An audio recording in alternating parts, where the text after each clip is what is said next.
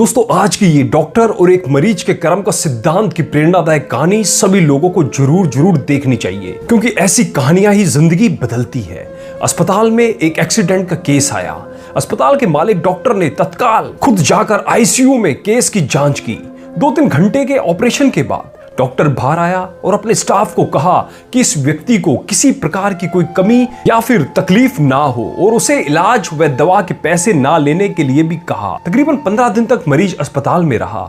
जब बिल्कुल ठीक हो गया और उसको डिस्चार्ज करने का दिन आया तो उस मरीज का तकरीबन 2.5 लाख रुपए का बिल अस्पताल के मालिक और डॉक्टर की टेबल पर आया। डॉक्टर ने अपने अकाउंट मैनेजर को बुलाकर कहा, इस व्यक्ति से एक पैसा भी नहीं लेना है। ऐसा करो, तुम उस मरीज को लेकर मेरे चैम्बर में आओ। मरीज व्हीलचेयर पर चैम्बर में लाया गया। डॉक्टर ने मरीज से पूछा, राजेश भाई, मुझे पहचानते हो? मरीज ने कहा, लगता तो है कि मैंने आपको कहीं देखा है। डॉक्टर ने कहा, याद करो, अंदाजन 2 साल पहले सूर्यास्त के समय शहर से दूर उस जंगल में तुमने गाड़ी ठीक की थी। उस रोज मैं परिवार सहित पिकनिक मनाकर लौट रहा था कि अचानक कार में से धुआं निकलने लगा और गाड़ी बंद हो गई। कार एक तरफ खड़ी कर हम लोगों ने चालू करने की कोशिश की, परंतु कार चालू नहीं हुई। अंधेरा थोड़ा थोड़ा गिरने लगा था। चारों ओर जंगल और सुनसान था। परिवार के हर सदस्य के चेहरे पर चिंता और भय की लकीरें दिखने लगी थी और सब भगवान से प्रार्थना कर रहे थे कि कोई मदद मिल जाए। थोड़ी ही देर में चमत्कार हुआ। बाइक के ऊपर तुम आते दिखाई पड़े। हम सब ने दया की नजर से हाथ ऊंचा करके तुम्हें रुकने का इशारा किया। तुमने बाइक खड़ी करके हमारी परेशानी का कारण पूछा।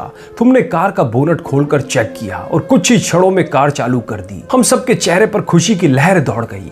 हमको ऐसे लगा कि जैसे भगवान ने आपको हमारे पास भेजा है, क्योंकि उस सुनसान जंगल में रात गुजारने के ख्याल मात्र से ही हमारे रोंगटे खड़े हो रहे थे। तुमने मुझे बताया था कि तुम एक गैराज चलाते हो। मैंने तुम्हारा आभार जताते हुए कहा था कि रुपया पास होते हुए भी ऐसी मुश्किल समय में बहुत बार मदद भी नहीं मिलती। तुमने ऐसे कठिन समय में हमारी मदद की। इस मदद की कोई कीमत नहीं है, यह अमूल्य है। परंतु फिर भी मैं पूछना चाहता हूं कि आपको कितने पैसे दूं? उस समय तुमने मेरे आगे हाथ जोड़कर जो शब्द कहे थे वह शब्द मेरे जीवन की प्रेरणा बन गए हैं। तुमने कहा था कि मेरा नियम और सिद्धांत है कि मैं मुश्किल में पड़े व्यक्ति की मदद के बदले कभी कुछ नहीं लेता।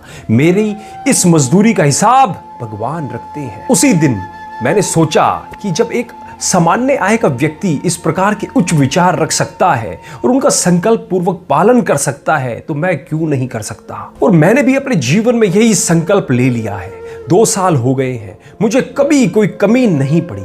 अपेक्षा पहले से भी अधिक मिल रहा है। यह अस्पताल मेरा है, तुम यहाँ मेरे मेहमान हो और तुम्हारे ही बताए हुए नियम के अनुसार मैं तुमसे कुछ भी नहीं ले सकता। यह तो भगवान की कृपा है कि उसने मुझे ऐसी प्रेरणा देने वाले व्यक्ति की सेवा करने का मौका मुझे दिया। ऊपर वाले ने तुम्हारी मजदूरी का हिसाब रखा और वो हिसाब आज उसने चुका दिया। मेरी मजदूरी का हिसाब भी ऊपर वाला रखेगा और कभी जब मुझे जरूरत होगी वो जरूर चुका देगा। डॉक्टर ने राजेश से कहा, तुम आराम से घर जाओ और कभी भी कोई तकलीफ हो तो बिना संकोच के मेरे पास आ सकते हो। राजेश ने जाते हुए चैम्बर में रखी भगवान कृष्ण की तस्वीर के सामने हाथ जोड़कर कहा कि हे प्रभु, आपने आज मेरे कर्म का पूरा हिसाब ब्याज समेत चुका दिया। दोस्तों सदैव याद रखें कि एक बार भगवान चाहे माफ भी कर दे, परंतु कर्मों का हिसाब चुकाना ही पड़ता है। दोस्तों इस कहानी को ज्यादा से ज्यादा सभी प्लेटफॉर्म पर शेयर जरूर कर देना, जिससे लोगों की मानसिकता बदल सके और वो भी अच्छा कार्य करने के लिए प्रेरित हो सके, क्योंकि अच्छे कर्म ही हमेशा काम आते हैं। धन्यवाद।